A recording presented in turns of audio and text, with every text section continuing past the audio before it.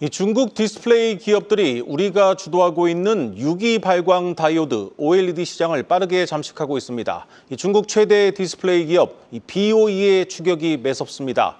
과거 LCD 시장의 사례처럼 OLED 분야에서도 중국의 추월이 얼마 남지 않았다는 전망이 나오고 있습니다. 산업부 김대현 기자 나왔습니다.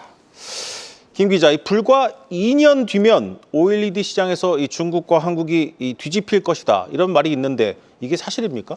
네, 그렇습니다. 시장조사업체 옴디아에 따르면 중소형 올레드 시장에서 중국 업체들의 생산 능력이 오는 2027년에 한국을 역전할 것으로 전망됩니다. 먼저 전문가 인터뷰 들어보겠습니다. 스마트폰 같은 경우는 그건 한 2년 정도로 우리가 기술 격차는 좀 앞서가고 있다. 중국이 아시다시피 LCD를 따라오면서 저희가 전 세계 1등을 뺏겼잖아요. 중국 정부의 어떤 지원하에서 패널사들이 계속 열심히 따라오는 건 사실입니다. 우선 디스플레이 기술은 크게 LCD와 OLED로 나뉘는데요. 빛을 내는 방식이 다릅니다.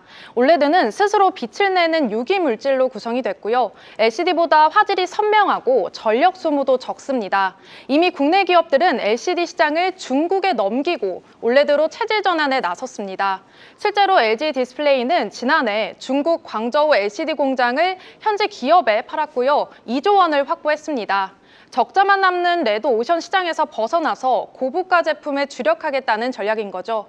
하지만 이제는 올레드 시장마저 중국의 주도권을 빼앗길 위기에 놓였습니다. 지난해 글로벌 올레드 시장에서 한국 점유율이 67.2%로 1위인데요. 언뜻 보면 압도적인 1위이긴 한데요. 점유율 차이에 주목해야 합니다. 중국이 1년 동안 점유율을 7.6%포인트나 끌어올렸거든요. 그 사이 한국은 6.4%포인트나 떨어졌습니다. 한중 격차가 14%포인트 줄어든 겁니다. 네, 얼마 전 중국 BOE가 LG 디스플레이는 아직 투자도 결정하지 못한 차세대 OLED 라인 장비 반입을 시작했다는 소식도 나왔는데 중국의 추월 속도가 상당합니다. 그 비결은 뭡니까? 네, 중국 정부가 애국 소비를 장려하고 R&D 등 전폭적으로 지원한 것도 한몫하는데요. 네. 화웨이나 샤오미 등 중국 IT 기업들이 자국산 올레드를 선택하기 때문입니다. 당연한 얘기처럼 들리지만요. 원래 중국 기업도 한국산 올레드 패널을 썼습니다. 그만큼 국내 디스플레이 기술이 월등했다는 것을 방증하고요. 그런데 지금은 아닙니다. 중국산 노트북이나 스마트폰에 중국 기업이 만든 올레드 패널이 들어가는데요. 지난 2021년 중국산 스마트폰 내 한국산 올레드 패널 사용 비중이 78%였습니다.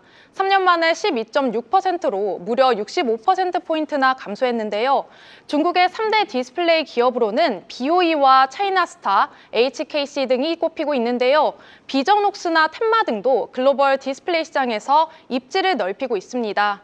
그중 1위인 BOE는 아이폰 17 프로용 패널 승인을 받기 위해 평가를 진행 중인데요.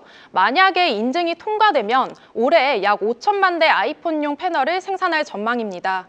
현재 샤오미도 자사 스마트폰에 BOE와 비전옥스 등이 만든 올레드 패널을 사용하는데요.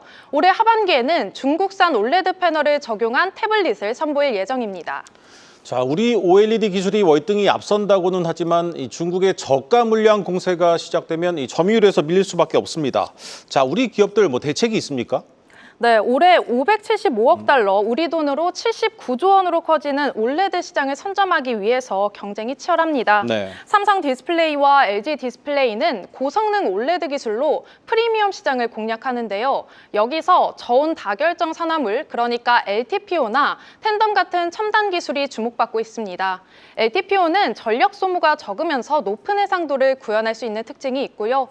텐덤은 유기 발광층을 쌓는 방식을 말하는데요. 내구성과 전력 효율성을 높일 수 있습니다.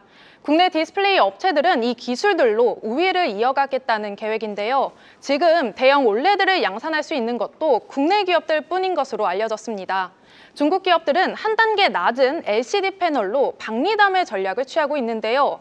그래도 우리 기업들 발등에 불이 떨어진 건 사실입니다. 특히 정철동 LG 디스플레이 사장은 이달 초에 임직원들에게 이메일까지 보냈는데요. 제목에서만 봐도 알 수 있듯이 기술 차별화를 수차례 강조했습니다. 중국 기업들의 추격을 벗어나려면 경쟁사가 따라하지 못하는 기술이 필요하다는 건데요. LG 디스플레이는 올해 연간 흑자를 달성하는 게 목표입니다. 지난 2022년에 영업 손실만 2조 850억 원이었는데요. 3년 만에 플러스 전환을 기대하고 있습니다. 삼성 디스플레이도 4조 1천억 원을 들여서 충남 아산에 공장을 짓고 있는데요. 내년에 노트북과 태블릿 등 8.6세대 올레드 패널 양산에 돌입할 예정입니다. 네, 잘 들었습니다. 산업부 김대현 기자였습니다.